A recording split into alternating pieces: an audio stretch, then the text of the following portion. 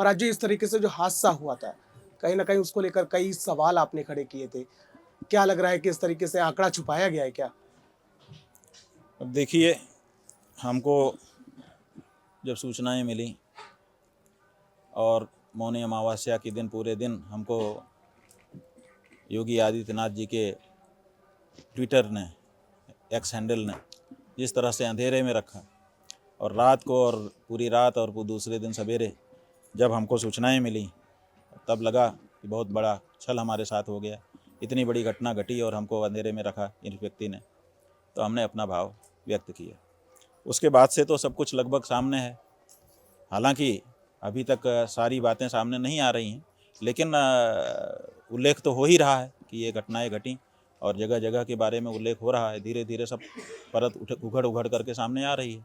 हमारा काम ये नहीं है कि हम सब कुछ सामने लाएं, हमारा काम ये है ही नहीं। लेकिन हम तो क्या करें, मृत्यु को देख करके और लोगों की बड़ी दारुण मृत्यु को देख करके क्षुब्ध हो गए। तो जो कुछ हमने कहा, आक्रोश हमारे मन में था, उसको हमने प्रकट किया। और वो आक्रोश बाद में भी अभी भी कोई दबा नहीं है कि इसके बाद बहुत अच्छा सक्रियता हो गई हो, फिर से लोगों के बारे में ध्यान दिया जाने लगा हो। क्योंकि अभी भी लोग बता ही रहे हैं कि लाशें सड़ी रही हैं, अभी भी लोग बता ही रहे हैं कि बहुत सारी लाशें मिल ही नहीं रही हैं, लोग बता ही रहे हैं कि अभी भी लोग खोजबीन जारी रखे हुए हैं, लापता लोगों की सूची बढ़ती ही चली जा रही है, सामग्री इधर से उधर हो ही रही है। तो अभी भी कुछ ऐसा नहीं हो गया है जिससे लगे कि बहुत अच्छा, चलो कम से कम अब सुधार हो गया। ये बात मौतों पर भी राजनीति होती हुई नज़र आ रही है। इस तरीके से कुछ लोग कह रहे हैं कि जिनकी मौत हो गई, उनको मोक्ष मिल गया। पंडित धीरेन्द्र कृष्ण शास्त्री हैं, उन्होंने कहा कि मोक्ष मिल गई है। देखिए, मोक्ष जो है वो हमने शास्त्रों का भी अवलोकन किया कि क्या शास्त्र है। तो शास्त्रों में प्रयाग में मरण से मोक्ष की बात लिखी हुई है। सिता सिते सरिते यत्र संगते तत्राप्लुतासो दीवमुत्पतन्ति ये वै तन्मं विसृजन्ति धीराः ते जनासो अमृता भवन्ति, वेद कह रहा है। तो यहाँ पर जो शरीर छोड़ेगा उसको मृत्यु होगी। तो हमने सोचा कि भाई शरीर छोड़ेगा का क्या तात्पर्य है, छोड़ेगा कि छुड़ा लिया जाए। यहाँ सबसे बड़ा सवाल ये है कि जो छोड़ेगा मतलब ये इच्छा करके आएगा कि अब प्रयाग में जाके शरीर को पूरा कर लेता हूँ, मेरे जीवन का प्रयोजन पूरा हो चुका है, तो वो आएगा। उसकी एक विधि है, हमने निर्णय सिंधु देखा, धर्म सिंधु देखा, प्रयाग में मरण की एक विधि है। उस विधि से जो प्रयाग में शरीर छोड़ेगा उसको मोक्ष मिलेगा। कि जिस जबरदस्ती किसी का प्राण छुड़ा लिया जाएगा तो मृत्यु, उसको मुक्ति हो जाएगी। तो ऐसा तो कहीं हमको अभी शास्त्र में वचन नहीं मिला है कि यहाँ पर कोई आए और ज़बरदस्ती उसका प्राण छुड़ा लिया जाए तो उसको मुक्ति मिल जाएगी। तो शास्त्र के अनुसार ही ये फलादेश हम लोग कर सकते हैं कि मृत्यु के बाद क्या होगा। क्योंकि प्रत्यक्ष रूप से कोई मशीन नहीं है, कोई एक्सरे नहीं है, कोई कुछ नहीं है कि हम पता करें कि क्या हुआ मृत्यु के बाद। शास्त्र है जिसकी आंखों से हम देखते हैं कि इसके बाद क्या होगा। तो शास्त्र में लिखा है ये वही तन्मम विसृजन्ति, जो अपने प्राणों का विसर्जन यहाँ करेंगे। माने जैसे मूर्ति का विसर्जन होता है तो मूर्ति का विसर्जन करने वाला उसको हाथ में लेके तब विसर्जन करता है। ऐसे ही जब हम अपने प्राण हथेली पे लेके विसर्जन कर देंगे तब ना मुक्ति होगी।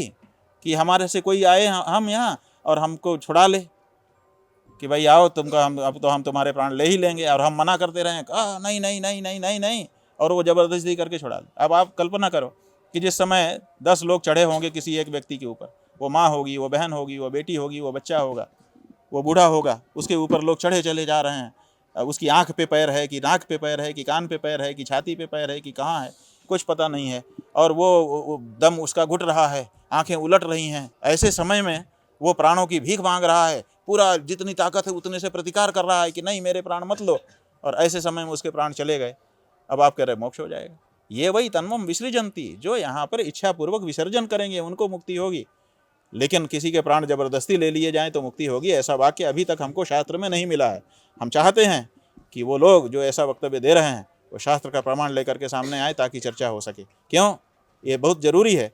अन्यथा क्या होगा कि इसी का निरूपण कर देंगे और कभी भी भगदड़ मचेगी, लोग कहेंगे ये तो मुक्ति हो गई। ये बहुत सरल रास्ता लोगों की हत्या का बना लिया जाएगा। आप लाइए भीड़ और वहाँ पे हत्या कर दीजिए कुचल करके और कह दीजिए कि साहब मोक्ष हो गया, हम तो बहुत, हमको इनाम दो क्योंकि हमने तो मोक्ष करा दिया। अब 40 करोड़ लोग जो यहाँ कहे जा रहे हैं कि आए, अब 40 करोड़ में से जितनों को मुक्ति दिला दी गई, यही तो सबसे बड़ा, मतलब सबसे बड़ा मेडल अब इसके चीज़ के लिए हो गया।